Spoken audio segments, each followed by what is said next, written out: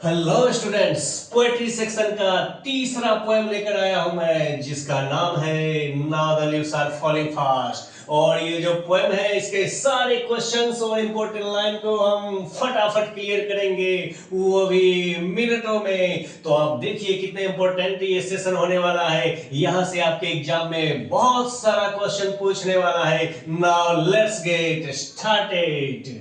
First question है, W H Auden was born in dash. W H Auden का जन्म dash में हुआ था। तो डब्ल्यू एच ऑर्डन का जन्म 1907 ईस्वी में हुआ था। डब्ल्यू एच ऑर्डन का जन्म इंग्लैंड में हुआ था, लेकिन वे यूनाइटेड स्टेट में जाके सेटल हो गए थे। Next question, W H Auden won dash prize in 1948। 1948 ईस्वी में डब्ल्यू एच ऑर्डन को डैश प्राइज मिला था, तो पुलित्जर अवार्ड मिला था। और आप याद रखिएगा, पुलित्जर अवार्ड अमेरिका में मिलता है और इन्हें मिला था डब्ल्यू एच ऑर्डन को। W H Auden was awarded Pulitzer Prize for his collection dash. Dash collection के लिए उन्हें ये अवार्ड मिला था। तो most important question option C, the age of anxiety के लिए इन्हें डब्ल्यू एच ऑर्डन साहब को मिला था। याद रखिएगा, डब्ल्यू एच ऑर्डन के लिए पोएट्री सीरियस गेम था।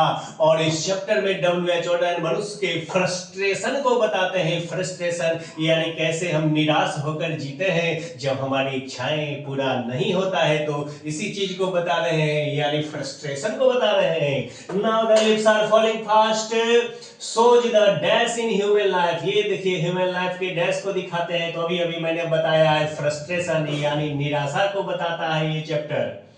The prams go dash. Prams यानी जो जीवन चक्र है वो रोलिंग ऑन, निरंतर चलते रहता है। रोलिंग ऑन का मतलब होता है चलते रहना। For W.H. Auden, poetry is dash game. Poetry is serious game. इनके लिए पोएट्री क्या है? सीरियस गेम है।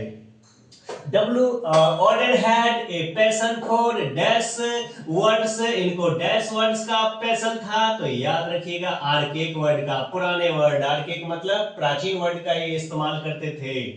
Dash waterfall would bless the travellers. Travellers को डैश वाटरफॉल ब्लेस करता है, आशीष देता है। तो white waterfall. Most important questions. The following the falling of the dash refers to the speedy arrival of the dash। यानी कि किस चीज का फॉलिंग, किस चीज का फॉलिंग यहाँ पे मनुष्य के जीवन के मृत्यु को दिखाता है। तो देखिए यहाँ पे लिखा है, now the leaves are falling fast, यानी पत्तियों का फॉलिंग। यह हो जाएगा the falling of leaves. Option में देखते हैं कहां पे लीव्स है, तो ऑप्शन बी में लीव्स है यहाँ पे। नेक्स्ट है, the Nightingale is dash. Nightingale dash हो जाता है, तो नाइटिंगेल डम हो जाता है, यानी गुम हो जाता है, खामोश हो जाएगा इस चैप्टर के अनुसार। The dash will not come. और कौन बचाने के लिए नहीं आएगा, तो एंजल भी बचाने के लिए नहीं आता है, फरिश्ते भी बचाने के लिए नहीं आते हैं।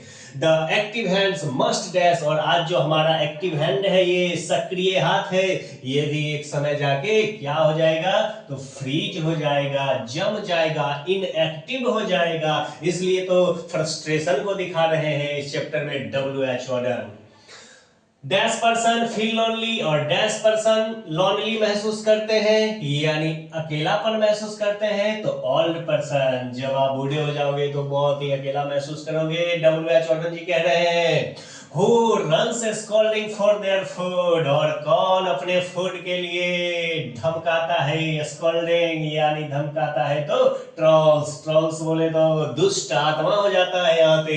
मैंने कितने फटाफट ये सारे क्वेश्चंस को बता दिया। अब देखना आप एग्जाम में यहाँ से कितना क्वेश्चंस पूछता है। अब यहाँ पे कुछ इंपॉर्टेंट लाइंस है, और ये लाइन देकर आपको पूछेगा कि किस पोएम से लिया गया है। तो इसको भी एक नजर देख लेते हैं फटाफट। लिखा है, whispering neighbours left and right. Whispering neighbour का मतलब होता है यमराज। जो यमराज है ना, वो हमारे लेफ्ट राइट हमेशा रहते हैं। एंड पलक अस, और हमें दूर ले जाता है फ्रॉम रियल डिलाइट, हमारे वास्तविक खुशियों से। यहाँ पे व्हिस्परिंग नेबर का मतलब हुआ एजेंट ऑफ डेथ। याद रखना, ये क्वेश्चन कई बार पूछा है। Whispering neighbours means agent of death, agent of death. and the active hands must freeze lonely on the knee separate knees। और ये आज जो हमारा एक्टिव हैंड है ये एक समय पे जाके क्या हो जाएगा, फ्रीज हो जाएगा। जब इंसान मरता है तो एक्टिव हैंड उसका फ्रीज हो जाता है, रुक जाता है, जम जाता है और उसको घुटनों पे सेपरेट करके रख दिया जाता है।